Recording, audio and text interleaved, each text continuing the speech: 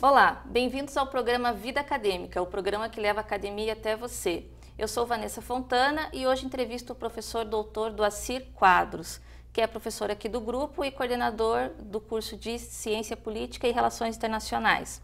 O professor Doacir Quadros é graduado em Ciências Sociais pela Universidade Federal do Paraná, mestre em Sociologia Política pela Universidade Federal do Paraná e também doutor em Sociologia Política pela Universidade Federal do Paraná.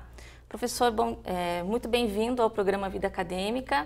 É um prazer tê-lo aqui, professor antigo na casa já também.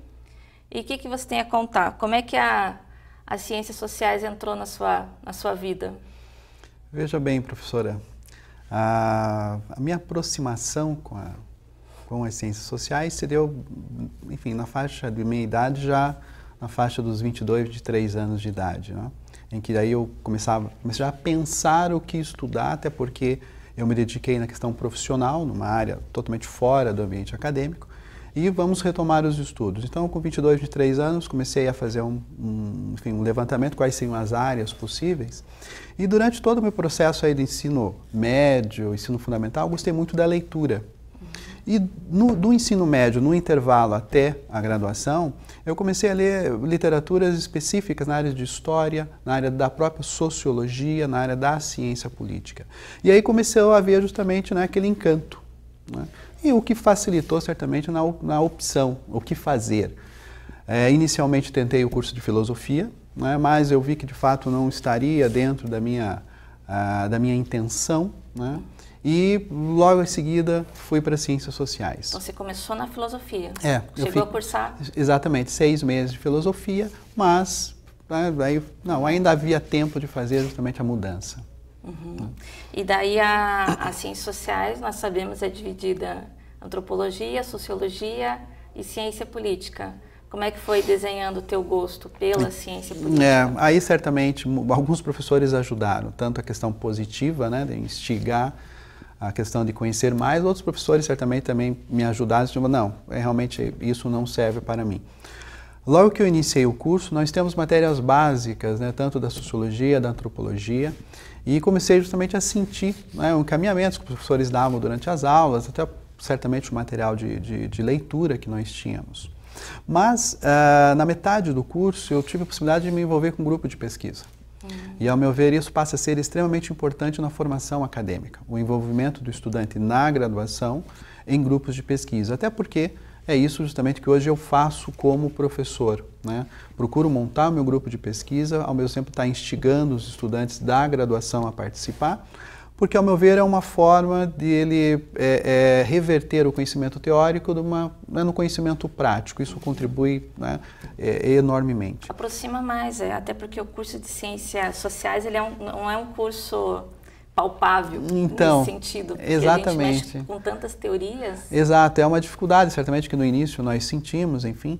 E no meio do curso, comecei a pesquisador do grupo de pesquisa. Qual grupo, professor? Meios de Comunicação e Eleições. Já começou lá na graduação? Exatamente, começou. Quem que era na oportunidade, o professor que abriu esse curso na Universidade Federal do Paraná foi o Mário Fux. O Mário. Exatamente, ele veio justamente de Ponta Grossa para cá e já institucionalizou esse curso. E aí eu comecei como pesquisador. Ali sim eu comecei a sentir, né, um prazer de fato começar a pensar a minha aderência, a minha formação específica na área da ciência política, né? Ao mesmo tempo, né, descartando certamente não totalmente a área da sociologia, enfim, da área da antropologia, mas, né, fortemente preparando a formação, né, no conhecimento da ciência política. E aí foi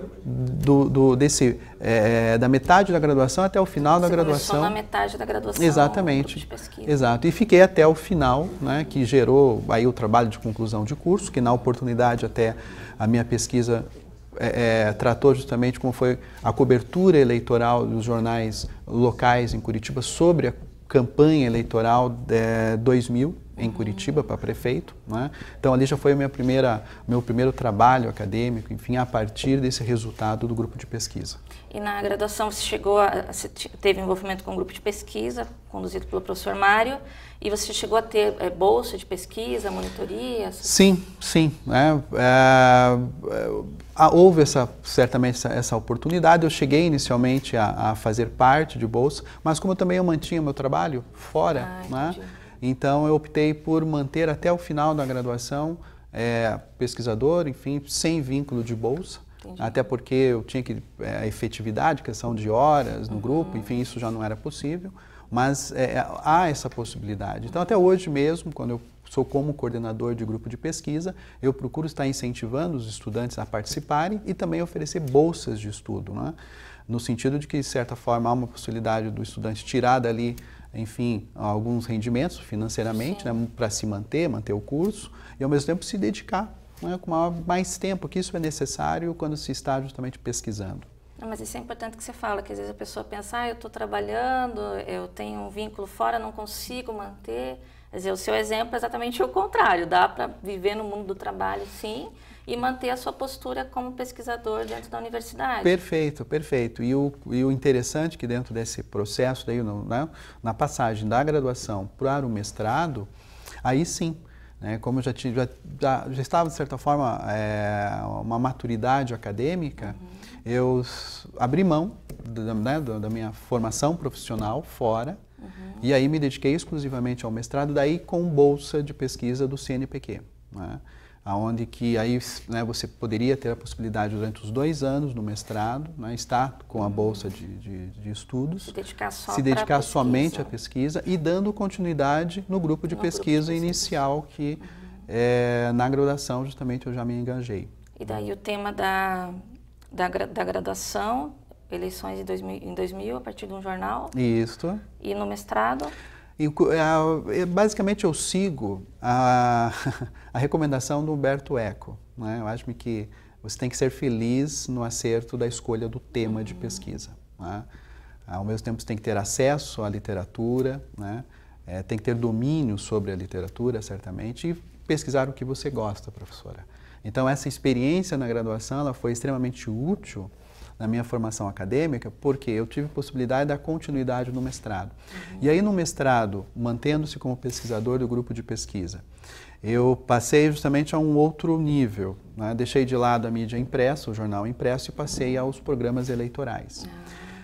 Na dissertação de mestrado, a minha preocupação foi identificar como exclusivamente um partido político se utilizava do programa eleitoral para a construção da sua imagem partidária, né? Então, eu tentava encontrar o partido aonde que... Qual partido? Nesse momento, o Partido dos Trabalhadores, o PT. Eu procurava encontrar justamente o partido, né, num instrumento de comunicação política que hoje achas que não se tem partido algum, né, que é o horário gratuito. Né? Então, na dissertação de mestrado, eu fiz justamente essa foi a minha proposta de pesquisa. Todo o material coletado, certamente, é resultado desse momento inicial da participação do grupo durante a graduação, até porque a dissertação estava ali em 2001, né? A campanha foi em 2000. O interessante do grupo de pesquisa é que ele cria um banco de dados para você. É um banco que está à sua disposição e você pode frequentemente estar acessando esse banco e fazendo até comparações de sequências históricas, né?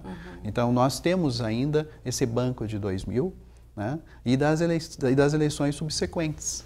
Então, uma riqueza de informações. Exatamente, você permite justamente a comparação, que é extremamente útil, né, numa pesquisa acadêmica.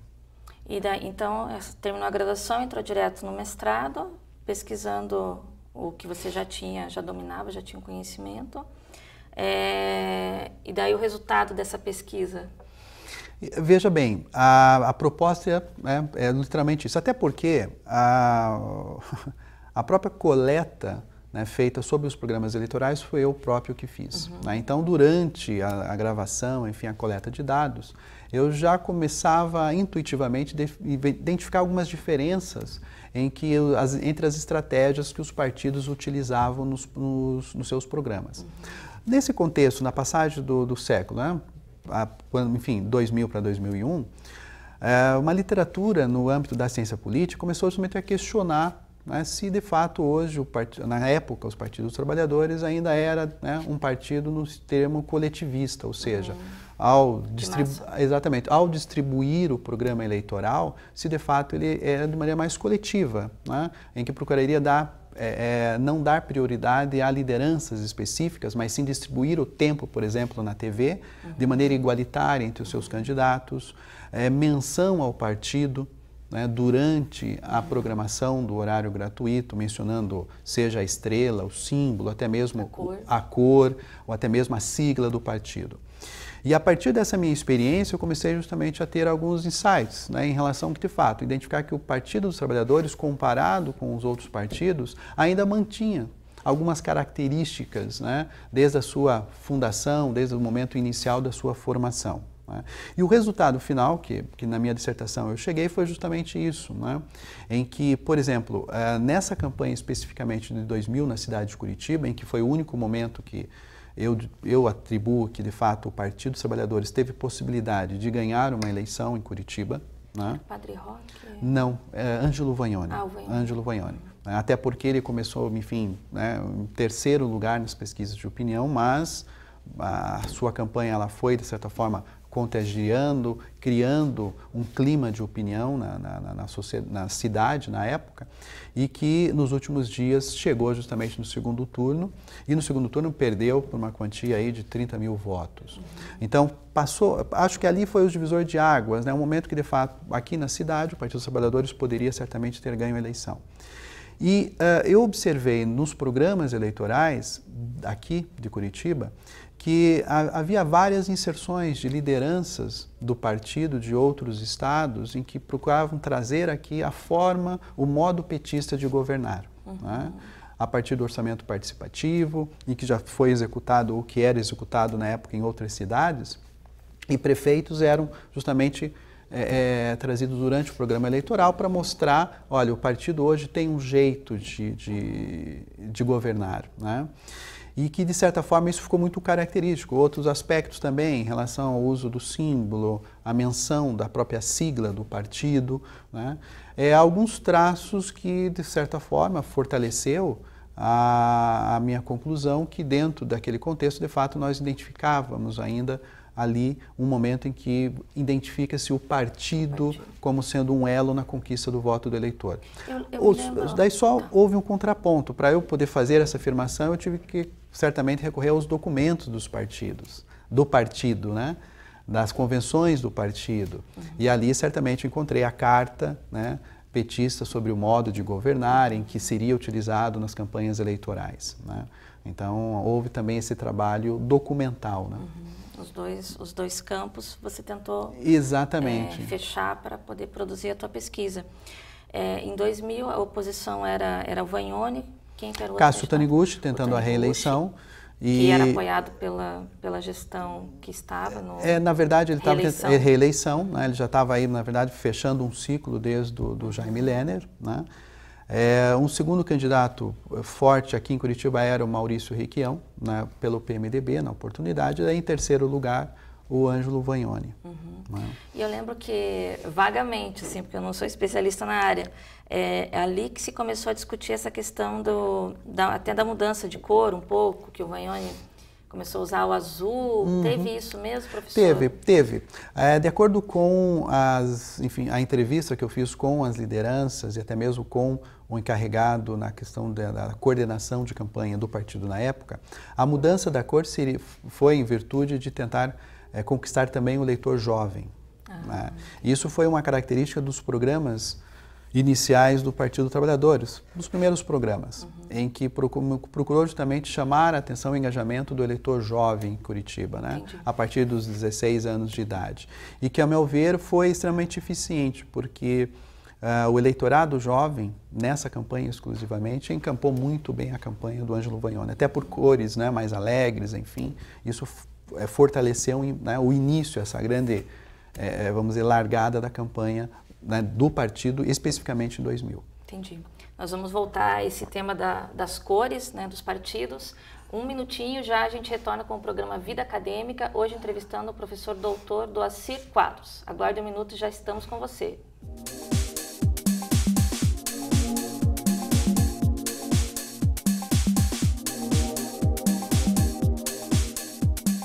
Se você quer brilhar na sua carreira profissional, estude no Uninter, um dos maiores grupos de educação do Brasil. Com unidades localizadas bem no centro de Curitiba, o Uninter oferece cursos de graduação presenciais e semipresenciais com valores que cabem no seu bolso, uma equipe de professores mestres e doutores e um ensino de qualidade comprovado. O Uninter é referência em educação. Acesse uninter.com e inscreva-se.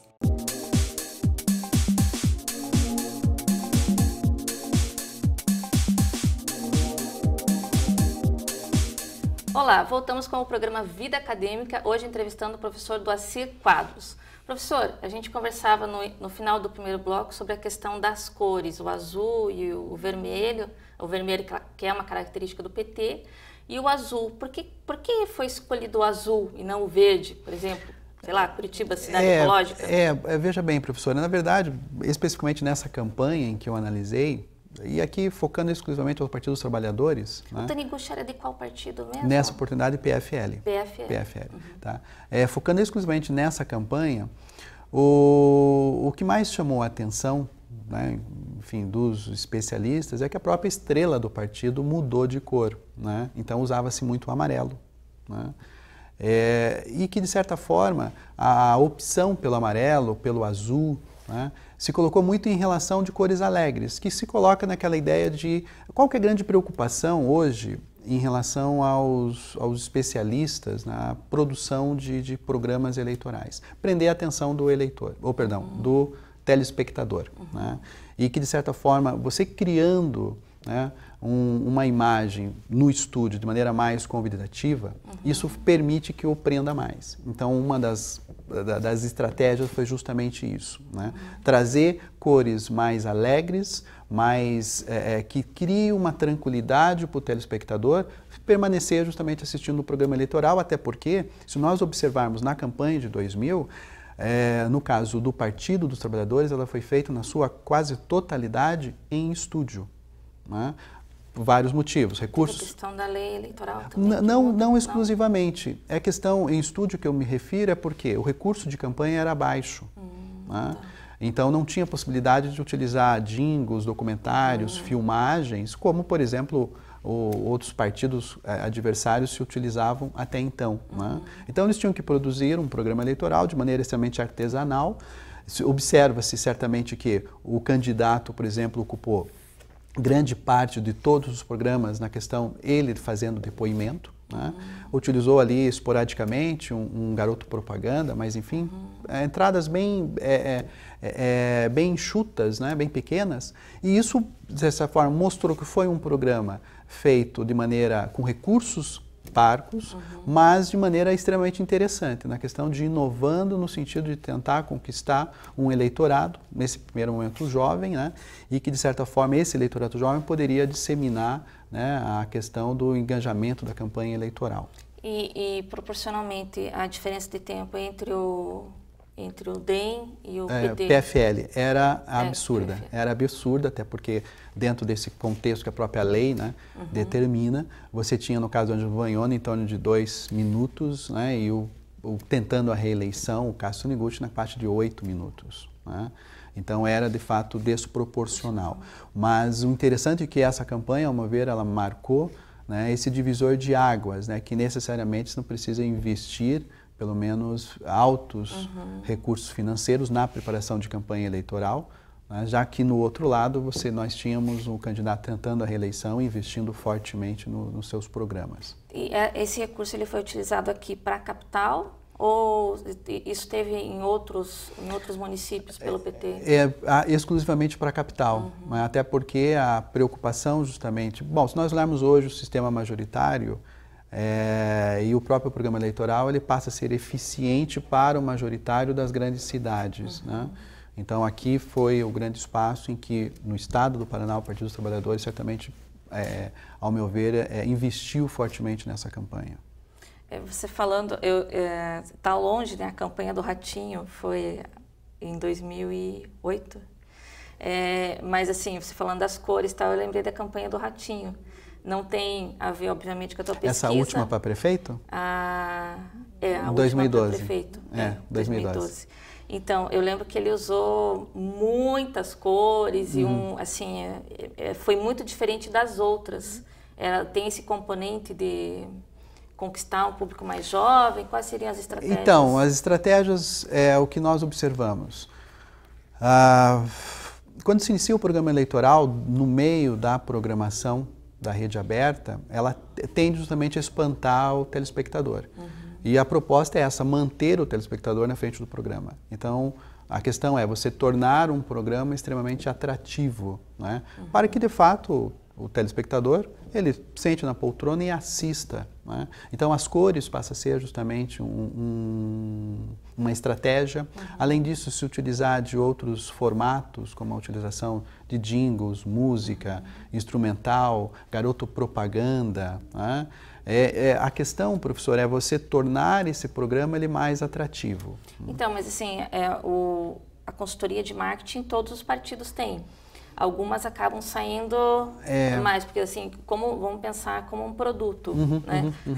O do Ratinho, no meu entendimento, ele tinha um diferencial, que era essa linguagem, o estilo, meio anos 70, muito colorido, meio psicodélico, até o tipo que ele usou de... porque alguns usam mais, outros usam menos, até porque ele é do PSC, teria a ver com a estratégia do... Enfim, como é que você coloca isso? Veja, eu não fiz exclusivamente um acompanhamento dessa última eleição de 2012. Tá? Agora, o que eu observo pelo acompanhamento que eu fiz nas eleições de 2000, 2004 e 2008, primeiro que nós temos... não são todos os partidos, professores, que de fato têm uma consultoria profissional no sentido da preparação do programa eleitoral, né? Por vários fatores, né? Dentre eles a questão de recurso financeiro. E isso, de certa forma, inviabiliza, às vezes, a construção de um programa eleitoral, né? Agora, eu me recordo que na campanha de 2012, o aspecto do programa do Ratinho, de fato, ele foi diferenciado comparado com os outros candidatos, mas, ao mesmo tempo, ele conseguiu, ao meu ver, a resposta não estaria exclusivamente, né, no formato do programa, mas também pela própria administração, então, do então prefeito que estava tentando se manter no quadro, no cargo, né, que foi extremamente problemática, os demais candidatos que de fato não tinham, né, um engajamento eleitoral, isso contribuiu certamente para que naquele momento, pelo menos no primeiro turno, levasse o Ratinho Júnior para o segundo turno. Mas um aspecto fica muito bem claro, né, a preocupação que ele teve numa preparação de um programa extremamente atrativo. Eu acho que essa é a grande preocupação hoje dos candidatos que tentam utilizar o programa eleitoral no sentido de se colocar como sendo uma opção, né, para o eleitor, né?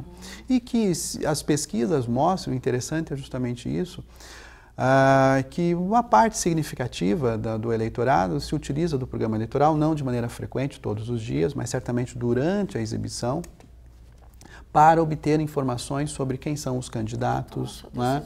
Quais são as propostas desse candidato. Mas aí a questão no programa eleitoral você tem esse contato. Depois, esse eleitor ele procura confirmar a fonte, né, com seus colegas, com fontes primárias, no sentido de falar, olha, candidato tal, qual é a proposta, enfim, para daí chegar certamente lá no dia da eleição com a sua decisão, né? E hoje em dia até nas redes sociais, né? Exatamente, até as redes sociais.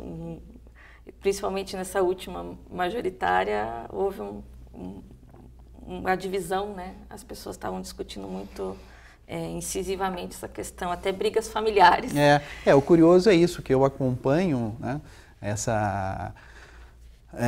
esse meu acompanhamento sobre os meios de comunicação e política, né? Então, se lá em 2000 nós não tínhamos a rede social, certamente agora, 2008, 2012, o negócio começa a estar cada vez mais forte, mais presente. Tem muitos elementos, professor. Agora a gente vai entrar um pouco na sua tese, que é esse livro, Vote É o título VOT? Partido Político e Propaganda Política. O VOT aqui é uma composição. Essa é a tua tese de doutorado. A verdade é o resultado dessa minha formação acadêmica da graduação, no mestrado, e daí finaliza justamente no doutorado, não? Então, aqui o livro do Assir Gonçalves de Quadros, Partido Político e Propaganda Política, a imagem partidária em ação no horário gratuito na televisão. Tá aí uma leitura que eu recomendo, né? O professor do Assir é altamente especializado na área. E como é que qual que foi o objetivo do doutorado, da tese? Então, dando continuidade ao que eu aprendi com o Humberto Eco, né? Se gosta do tema, eu acho que é o primeiro caminho. Continue, né? Continue, sempre avante. É porque a gente fala muito, o Humberto Eco é uma referência para a gente trabalhar com a questão da metodologia. Exatamente. E se você vai se dedicar a um trabalho, minimamente você tem que ter a afeição pelo tema. Eu acho que quando se acerta na escolha do tema, não? E no doutorado, certamente, a proposta minha é dar continuidade a essa reflexão sobre o programa eleitoral, só que aqui a questão é comparativa. Né? Então, comparativa por vários sentidos. Primeiro, eu não trabalho somente com a eleição de 2000, né, como eu fiz na dissertação. Aqui eu trabalho com a eleição de 2000, 2004 e 2008. Né? Também é comparativa na questão de eu selecionei não somente o Partido dos Trabalhadores, mas também os outros partidos que disputaram a campanha eleitoral. Selecionei 3 ou 4 partidos em cada campanha eleitoral. Né? E aí verificar justamente dentro das estratégias quais os partidos que procuram, durante o programa eleitoral, utilizar a sua imagem partidária para dar um respaldo à campanha do seu candidato. Né? E aí eu volto naquilo que eu comentei há pouco, que hoje há uma discussão muito forte no ambiente acadêmico, dizer que, de fato, os programas eleitorais são extremamente personalistas. Né? Além das explicações no âmbito do sistema eleitoral, que contribui para isso, enfim, é dizer que aqui nesse material eu procuro chamar a atenção que não, nós podemos encontrar o partido, né? Não certamente de maneira clara, mas sim nós encontramos os partidos em vários momentos no programa eleitoral. E aí eu fiz essa questão comparativa em eleições de 2000, 2004 e 2008 e também entre partidos. Né? E o resultado, de certa forma, corroborou os partidos PT, PMDB, exatamente, PFL PSDB, e PSDB, os 4 partidos que eram os prováveis aí, candidatos ao cargo nas eleições aqui em Curitiba, para a Prefeitura de Curitiba. Né? Então, a proposta é essa. E, por outro lado, aí pensando na ótica do eleitor, dizer que, de fato, nós podemos encontrar o programa eleitoral como um instrumento para informação. Né? Agora, sempre lembrando, não que o eleitor, de certa forma, vá receber as informações que estão no programa eleitoral, não. Mas é uma forma justamente de você identificar qual é a agenda de propostas do partido, né? E, ao mesmo tempo, o eleitor poder, a partir dessa agenda, confirmar frente às outras fontes primárias que esse eleitor tem à disposição, amigos, colegas. As redes sociais. As redes sociais, perfeito, que se colocam como sendo fontes fidedignas desse eleitor. E hoje, o professor, quantos anos de docência, Dacir?